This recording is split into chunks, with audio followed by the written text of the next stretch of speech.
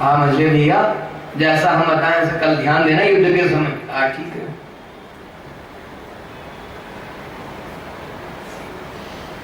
भगवान खड़े हुए, युद्ध आरंभ हुआ और भीम बार बार भगवान की तरफ देख रहे हैं लेकिन ध्यान नहीं। भगवान ने एक तिनका उठाया, बांस का टुकड़ा पड़ा था उसको उठाया, ऐसे फाड़ करके उसको बीच से फाड़ा और फेंक दिया। ध्यान नहीं दिया।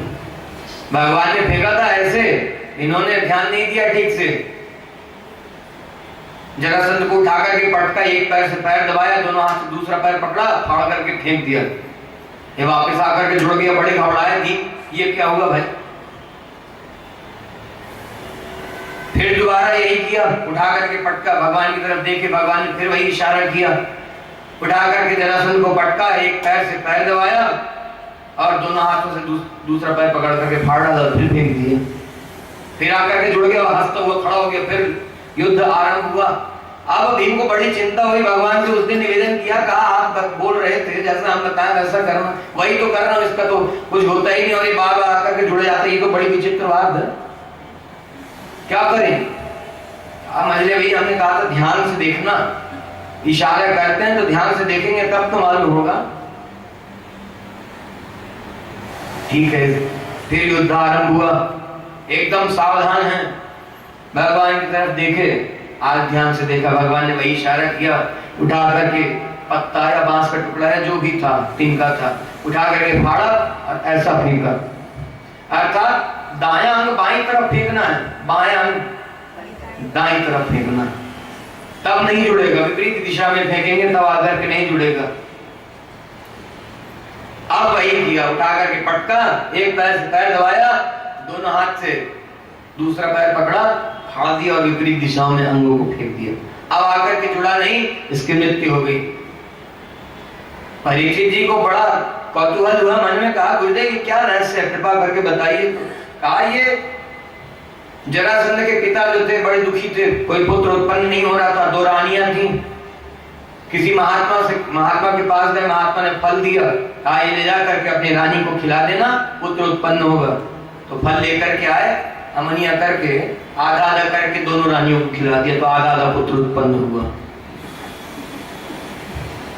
अब प्राण तो है ही नहीं, कुछ क्रिया होती ही नहीं, ना हाथ पैर हिलते डुलते, हम हिले डुले क्या, आधा आधा तो है। सुखदेव जी कह रहे हैं परीक्षित महाराज बड़े उदास हुए, इसको वन में फिकवा दिए, जंगल में फिकवा दिए। उस जंगल में एक जरा नाम की राक्षसी रहा करती थी, मांस की गंध आई, मांस को खोजते हुए वहां पहुंची, देखा एक अंग पड़ा हुआ था, थोड़ी आगे बढ़ी दूसरा अंग पड़ा हुआ था, समझ में आए तो किसी बालक के टुकड़े हैं, उठा करके खेल खेल में ऐसे जोड़ दिया, तुरंत रोने लग गया, जीवित हो गया। जरा नाम की राक्षसी जो थी महाराज के राज्य में रहा करती थी, उनकी राज्य सीमा में रहा करती थी, ला करके महाराज को भेंट कर दिया उस बालक को। महाराज बड़े प्रसन्न हुए देख करके, क्यों, देखा था आधे आधे टुकड़े में था, ये तो हमारा ही पुत्र है। बड़े प्रसन्न हुए और नाम क्या रखा, जरासंध। जरा नाम की राक्षसी के कारण दोनों अंगों की संधि हुई, दोनों जुड़ गए, इसलिए जरासंध। कोई लोग ऐसे ही नाम रख दिया करते हैं, तिथि के अनुसार, नक्षत्र के अनुसार नाम रख दिया करते हैं।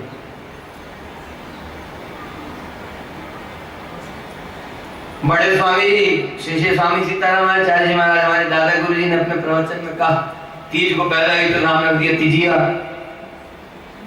चौथ को पैदा हुई तो नाम रख दिया चौथी, है ना। जिन्होंने अध्ययन किया होगा उनको ध्यान होगा। ऐसे किसी नक्षत्र के अनुसार नाम रख देते हैं, अश्विनी नक्षत्र में तो लड़के का नाम रख दिया अश्विनी। अश्विनी कुमारों की तरह लक्षण तो एक नहीं, अश्विनी कुमार देवताओं के वैद्य हैं, नाम है अश्विनी कुमार, और संसार भर के सारे खराब काम यही करता है। वो वैद्य है देवताओं को, बड़े संयम से और स्वच्छता से रहते हैं, और इसका नाम अश्विनी कुमार है। संसार के सारे खराब काम, सारा भक्ष भक्षण, मांस मदिरा इत्यादि सब कुछ खाता है, मतलब कुछ भी नाम रख देते हैं। भगवान का नाम रखना चाहिए। भगवान का नाम रखने से जो लाभ है वो बता ही चुके हैं, तो उसको ध्यान में रखिए और भगवान का नाम रखिए। और शॉर्ट एंड स्वीट चाहिए, जो भी भगवान के नाम भी छोटे छोटे हैं जो रख सकते हैं, तो भगवान का छोटा नाम ही रखिए, भगवान का रख लीजिए, श्री राम, श्री कृष्ण। राधे श्याम नहीं रखना है, कम से कम वासुदेव। वासुदेव भी बड़ा लगता है, किसी का शॉर्ट अपने से कर देते हैं, किसी का नाम रख दिया वासुदेव तो उसको वासु वासु पुकारने लगते हैं, होता है ना। गोपाल नाम रखा तो गोपू,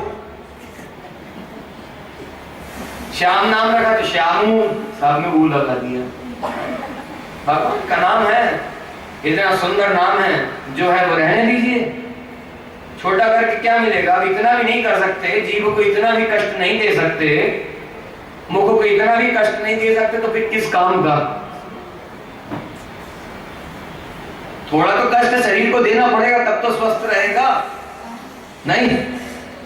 इसलिए तो डॉक्टर लोग कहते हैं एक्सरसाइज करो, वर्कआउट करो, मॉर्निंग वॉक करो, इवनिंग वॉक करो। यही सब नहीं होता तो फिर जिम स्टार्ट हो गई, जिम में जाके करते हैं। जो भी जिस तरह से भी करते हैं, वर्कआउट करना है, शरीर से कुछ मेहनत होनी चाहिए। अब जीव को कष्ट देना चाहते नहीं, मुख को कष्ट देना चाहते नहीं, नाम रखा है वासुदेव तो वासु। और बिगाड़ने वाले यहां तक बिगड़े, स्वयं तो बिगड़े ही, नाम बिगाड़ दिया, शाम को सैम कर दिया। धिक्कार है। अभी तिथि के अनुसार ये जो हुआ, मतलब, और लोगों के मनोभाव का पता चलता है। अपने घर के लोगों का नाम रखा तो लोगों के मनोभाव का पता चलता है। दाया ना, तीज को पैदा हुई तो नाम रख दिया तिथिया। ऐसे ही एक महिला मिली, एक बार दीक्षा लेने के लिए आई, तुमसे पूछा क्या नाम है? नाम होता है निराशा। हाँ, बिल्कुल सही बात बता रहे हैं, अपने कान से सुना, हमारे सामने बैठी थी। अब मतलब ये सोचने की बात है, विचार करने की बात है कि ये नाम क्या सोच करके रखा होगा, बताइए। हाँ, निराशा और आशा सफली थी तो नाम रख दिया आशा। आवाज आ रही है इधर से? आशा, कोई आशा है, कोई इच्छा है, ऐसे ही कोई कामना पूरी हुई तो कामना। भगवान का नाम रखिए, महिलाओं का नाम लक्ष्मी जी के नाम पर रखिए। कितने सुंदर सुंदर नाम है। रमा, रमा बोलने में ही कितना सुंदर लगता है। बोलते हैं अरे ओल्ड फैशन हो गया। तो एक बात तो बताओ, दादाजी के भी दो ही हाथ थे कि नहीं? और उन दादाजी के परदादाजी के भी दो ही हाथ थे, तो एक हाथ कम नहीं करना। ओल्ड फैशन छोड़ो, आ जाओ न्यू फैशन में। कम कर लेना चाहिए ना, फिर शॉर्ट चाहिए ना, सब छोटा चाहिए। छोटी तो बुद्धि होती जा रही है, छोटी मानसिकता होती जा रही है, छोटी सब चीजें होती जा रही हैं। बड़ा क्या चाहिए? खनकते रहना चाहिए जेब में हमेशा, यही बड़ा चाहिए, है ना। जेब की खनक बड़ी होनी चाहिए, तिजोरी बड़ी होनी चाहिए, महल बड़ा होना चाहिए, गाड़ी बड़ी होनी चाहिए। छोटी में काम चल सकता है लेकिन बड़ी चाहिए। आवश्यकता व जरूरत हो, कोई हानि नहीं, लेकिन अनावश्यक क्यों करना? भगवान का नाम है, कायदे से पुकारिए, जैसा नाम है उसको वैसा ही उच्चारण कीजिए। तो इस तरह की स्थितियां, जरासंध नाम रखा था। तो सुखदेव जी बता रहे हैं कि जरासंध नाम क्यों पड़ा था इसका। आगे श्री सुखदेव जी कहने लगे, परीक्षित, भगवान ने जरासंध का वध करवा दिया और जरासंध का पुत्र था सहदेव। जरासंध के पुत्र का नाम भी सहदेव है। उसको राज सिंहासन दे दिया, राज्याभिषेक कर दिया भगवान ने उसका, और उसने महाराज युधिष्ठिर को अपना राजा स्वीकार किया। अब भगवान भीम और अर्जुन के साथ लौट करके आए इंद्रप्रस्थ में। राजसूय यज्ञ आरंभ हुआ। इस राजसूय यज्ञ में बड़े बड़े ऋषि मुनि महर्षि गण पधारे थे, देश देशांतर के सब राजा आए थे, शिशुपाल, दंतवक्त्र इत्यादि भी थे, सब थे। यही इसी राजसूय यज्ञ से ही महाभारत का प्रसंग आरंभ होता है और सबसे अधिक भार यही उतारा है भगवान ने। यहां से जो मारने का क्रम चालू किया, एक तो अवतार लेते ही मारने का, वध करने का क्रम चालू हो गया, बीच में कुछ शिथिलता मिलती और यहां से फिर जो वध करने का क्रम चालू हुआ, तो जब तक भगवान विराजते रहे 120 वर्ष तक, तब तक यही चलता रहा। सुखदेव जी क्या कह रहे हैं, परीक्षित राजसूय यज्ञ में सब राजा पधारे थे, यज्ञ संपन्न होना था, तो ये चर्चा चली, ये विचार चला कि अग्र पूजा किसकी की जानी चाहिए, इस लायक, इस योग्य कौन है कि सबसे पहले पूजा की जाए। सबने अपने अपने विचार रखे, लेकिन सहमति नहीं बन सकी। किसी ने कहा नहीं वो ऋषि हैं, किसी ने कहा वो राजर्षि हैं, किसी ने कहा किसी को, किसी ने किसी को, किसी ने किसी को, किसी ने वीरता देखी, किसी ने धन वैभव देखा, किसी ने सेना देखी कि किसकी कितनी बड़ी सेना है। यह सब देख देख करके सबने अपने अपने विचार रखे, सहमति नहीं बन सकी। अंत में नकुल ने कहा कि अरे इस सभा में द्वारिकाधीश श्री कृष्ण विराजमान है, इस समय में द्वारिकाधीश श्री कृष्ण को छोड़कर के अग्र पूजा के योग्य कौन है, अर्थात कोई भी नहीं, सबसे पहले द्वारिकाधीश श्री कृष्ण की पूजा की जानी चाहिए, उसके बाद अन्य लोगों की। इस पे सबने सहमति जताई अपनी, सबने अनुमोदन किया, हाँ द्वारिकाधीश सबसे पहले पूजा किए जाने के योग्य हैं।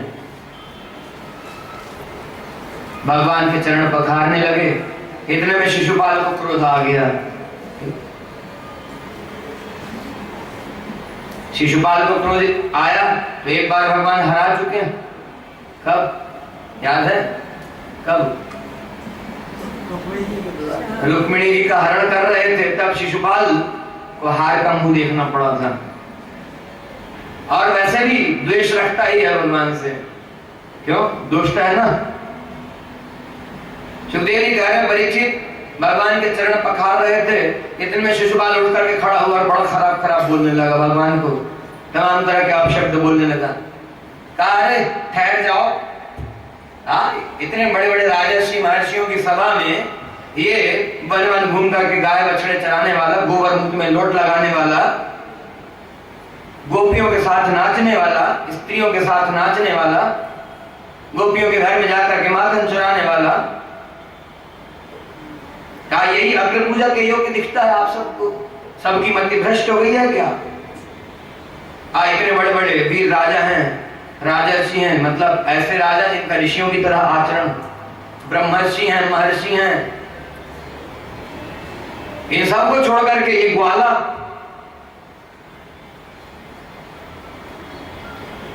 पांडवों ने रोका कि शिशुपाल रुक जाओ, ऐसा अनर्थ मत करो। अरे भगवान के लिए ऐसा कह रहे हो? भगवान ने सबको शांत कर दिया, कहा ठीक है बोल देने दीजिए। जैसे ही बोलना चालू किया भगवान ने कहा शिशुपाल ठहरो। भगवान ने याद दिलाया, कहा देखो मैं अब तक तुम्हें इसलिए छोड़ रहा हूं कि तुम्हारी मां को मैंने वचन दिया हुआ। क्या वचन दिया था? सुखदेव जी कह रहे हैं परीक्षित,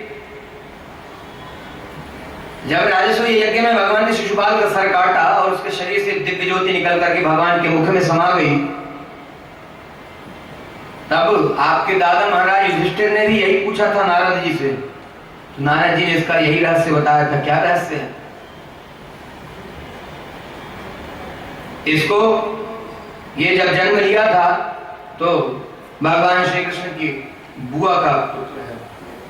भगवान श्री कृष्ण मिलने के लिए गए, गोद में उठाया, जैसे ही गोद में उठाया तो इसके 4 हाथ थे, माथे में मणि थी। जैसे ही गोद में उठाया भगवान श्री कृष्ण ने, इसके 2 हाथ लुप्त हो गए, माथे की मणि लुप्त हो गई। और जब जन्म लिया था तो ज्योतिषियों ने बताया था कि जिसके हाथ का स्पर्श होते ही इसकी 2 भुजाएं लुप्त हो जाएंगी और माथे की मणि लुप्त हो जाएगी, वही इसका काल होगा, उसी के हाथों से मारा जाएगा। भगवान श्री कृष्ण ने जैसे ही लिया हाथ में स्पर्श, जैसे ही हुआ इसकी 2 भुजाएं और माथे की मणि लुप्त हो गई। इसकी माता जी बड़ी घबराई, भगवान से प्रार्थना की कि ज्योतिषियों ने इस तरह की भविष्यवाणी की थी, तो मैं चरण शरण हो रही हूँ, मैं इसकी तरफ से क्षमा मांगती हूँ, मैं प्रार्थना कर रही हूँ, यह मेरा पुत्र है, आपका संबंधी है, इसकी रक्षा करना, इसके ऊपर रोष नहीं करना, इसको मारना नहीं। सुखदेव जी कह रहे परीक्षित, भगवान ने याद दिलाया उसको कि तुम अभी तक इसलिए बचे हुए मुझसे क्योंकि तुम्हारी माता जी को वचन दिया हुआ। क्या वचन दिया था? भगवान ने कहा ठीक है 100 अपशब्द तक 100 गालियों तक क्षमा करूंगा, और 101 अपराध किया, 101 अपशब्द कहा, उसी समय मार डालूंगा। भगवान को बड़ी जोर से ललकार के बोला, अरे दुष्ट चुप, अरे तुम क्या मेरा वध करोगे? सबके साथ छल किया करते हो, कालियावन के साथ छल किया, छल से मार डाला, जरासंध के साथ छल किया, जब देखो तब छल ही करते रहते हो, मेरा क्या वध करोगे? देखता हूं, गिन। भगवान को अपशब्द कहना चालू किया। 100 पूरे हुए, भगवान ने फिर रोका, कहा शिशुपाल अब भी रुक जाओ, फिर सावधान कर रहा हूं, अब भी रुक जाओ। नहीं माना, कहा अरे धूर्त, भगवान को धूर्त कह दिया। धूर्त मतलब जो छली कपटी है, जिसके मन में हमेशा नीच भाव भरा हुआ, भगवान को धूर्त कह दिया। अरे धूर्त, भगवान ने तुरंत चक्रात को छोड़ा और इसका सर कट गया। सुखदेव जी कह रहे परीक्षित, जिसके शरीर से एक दिव्य ज्योति निकली और भगवान के मुख में समा गई। भगवान ने इसको सद्गति प्रदान कर दी, सायुज्य मुक्ति प्रदान कर दी, अर्थात अपने शरीर में ही इसको समाहित कर लिया। युधिष्ठिर जी महाराज ने यही राज से पूछा था कि ये क्या हुआ, इसने गालियां दी, भगवान का अपराध किया और भगवान के मुख में समा गई, इसके शरीर से ज्योति निकली, अर्थात जीव भगवान के मुख में समा गया। भगवान ने इसको सद्गति प्रदान कर दी, ये क्या है? तो नारद जी ने बताया। सुखदेव जी वही कह रहे परीक्षित, याद है मैंने सबसे पहले दिवस में बताया था कि हिरण्याक्ष और हिरण्यकश्यप आदि दैत्य थे। जय विजय को सनकादिक मुनि कुमारों ने शाप दिया था, तो पहले जन्म में वो हिरण्याक्ष और हिरण्यकश्यप बने, दूसरे जन्म में रावण और कुंभकर्ण बने, तीसरे जन्म में ये शिशुपाल है और एक दंतवक्त्र है। भगवान ने दंतवक्त्र का वध भी चक्र से किया था। जब चक्र का स्पर्श प्राप्त हुआ तब मोक्ष के अधिकारी हुए। पहले जन्म में हिरण्याक्ष को भगवान ने कैसे मारा था? एक थप्पड़ मारा, प्राण निकल गए। हिरण्यकश्यप को कैसे मारा था? नाखून से फाड़ करके मारा। दूसरे जन्म में रावण और कुंभकर्ण को कैसे मारा था? बाण से। और भगवान ने गजेंद्र को मोक्ष प्रदान किया था, ग्राह को, वहां कैसे किया था? चक्रराज का स्पर्श प्राप्त हुआ था। वही बात जो शंकर जी ने कही थी, आपको सबसे पहले जो बात बता चुके हैं आज, शंकर जी ने पार्वती से कहा कि शंख चक्रांकित होना चाहिए, भगवान के दिव्य आयु चक्र का स्पर्श प्राप्त होना चाहिए, ऐसा संबंध कराया जाता है भगवान से। वह दिव्य धाम का जिसको चक्राय का स्पर्श प्राप्त हो गया, दिव्य धाम का अधिकारी होगा। तीसरे जन्म में इसको शिशुपाल को, जय विजय का तीसरा जन्म हुआ है शिशुपाल और दंतवक्त्र के रूप में, इस बार दोनों को भगवान ने चक्र से मारा। आगे भगवान ने दंतवक्त्र का भी वध किया था। दंतवक्त्र यह जानकर कि क्यों शिशुपाल का रिश्तेदार भी है, मित्र भी है, शिशुपाल का वध द्वारिकाधीश ने किया, जो भगवान से बदला लेने के लिए, प्रतिशोध लेने के लिए आया। मन में ठान रखा था वह भगवान से, भगवान ने चक्र चला करके उसका भी वध किया था। सुखदेव जी कह रहे परीक्षित, भगवान ने शिशुपाल का वध कर दिया, पांडवों का राजसूय यज्ञ संपन्न कराया, और इस राजसूय यज्ञ में कौरव भी आए थे, दुर्योधन भी आया था। इंद्रप्रस्थ की सभा का वर्णन किया। ऐसी सभा है इंद्रप्रस्थ की राजसभा जो है, जहाँ राज दरबार लगता है, वो सभा ऐसी है कि अमरावतीपुरी में भी वैसी सभा नहीं, अलकापुरी में भी वैसी सभा नहीं। अमरावतीपुरी इंद्र की पुरी को स्वयं कहते हैं, अलकापुरी कुबेर की जो पुरी है, कुबेर का जो लोग है उसको अलकापुरी कहते हैं। अमरावतीपुरी में नहीं है, अलकापुरी में नहीं है, अग्नि के लोक में नहीं है, किसी देवी देवता के, बड़े बड़े देवताओं के लोक तक में ऐसी राजसभा नहीं है। कितनी सुंदर और बड़ी विचित्र, क्या विचित्रता है। जहां सूखा फर्श है वहां जल दिखाई देता है, जहां जल है वहां फर्श दिखाई देती है। ऐसी मैदानों में राजसभा बनाई है। दुर्योधन राजसभा देखते हुए जा रहा था, तो जहां फर्श थी वहां जल दिख रहा था, तो वहां तो संभल करके बाजू से होकर के अपने वस्त्र को संभाल करके निकला, और जहां जल था वहां फर्श दिख रही थी, फर्श दिख रही तो सीधा चला गया और जल में गिर गया। द्रौपदी खड़ी होकर के ये सब देख रही थी। द्रौपदी ने बड़ी गलत बात कह दी। क्या कहा? अंधे को अंधा ही पुत्र होता। इतनी बड़ी बात कह दी, लगने वाली बात नहीं थी, बिल्कुल थी। सर्वथा गलत किया। इसी पर से अब दुष्ट तो था ही, छल तो एक बार किया ही था, इसी पर से ठान लिया कि इसको अपनी दासी बना करके रहूंगा और इन लोगों का सब कुछ छीन लूंगा। लेकिन क्या यही कारण है महाभारत का?